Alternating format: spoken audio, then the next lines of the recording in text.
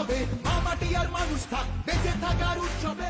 প্রচারের শেষ ঘণ্টা বাজার আগেই রাজ্যের শাসক তৃণমূল কংগ্রেস নেত্রী মমতা বন্দ্যোপাধ্যায়, বিজেপি নেতা প্রধানমন্ত্রী নরেন্দ্র মোদী সহ বামফ্রন্ট ও কংগ্রেস নেতারা যে যার মতো করে ভোটারদের মন জয় দিয়েছেন নানা রকম প্রতিশ্রুতি। টানা 3 দিন ধরে কলকাতা ও এর আশেপাশের জেলাগুলোতে প্রচার সভায় বক্তব্য রাখছেন প্রধানমন্ত্রী নরেন্দ্র মোদী। এদিন ব্যারাকপুরের জগদ্দলে বক্তব্য রাখতে গিয়ে প্রতিপক্ষ তৃণমূলকে নিজের স্বভাবসুলভ ভাষায় এক হাতে নিয়েছেন মোদী।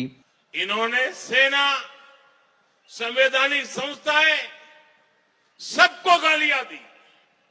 टीएमसी ने बंगाल के लोगों को धमकियां दी, गुंडागर्दी की भाषा में उनसे बात की।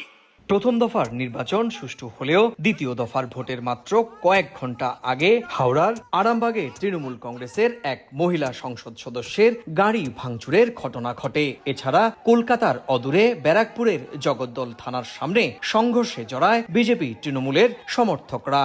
বাঁশ দিয়ে তার গাড়ির কাঁচ থেঁতলে ভেঙে দিয়েছে, তার শরীরের বিভিন্ন জায়গায় চোট লেগেছে। খেলা যখন আজকে ওরা শুরু করেছে মিতালির উপর আক্রমণ করে, ফিনিশিংটা আমি করব, শেষটা আমি করব 4 তারিখ। বৃহস্পতিবার রাজধানী কলকাতা ও এর আশেপাশের 7 জেলার 142 বিধানসভা কেন্দ্রের ভোট হবে।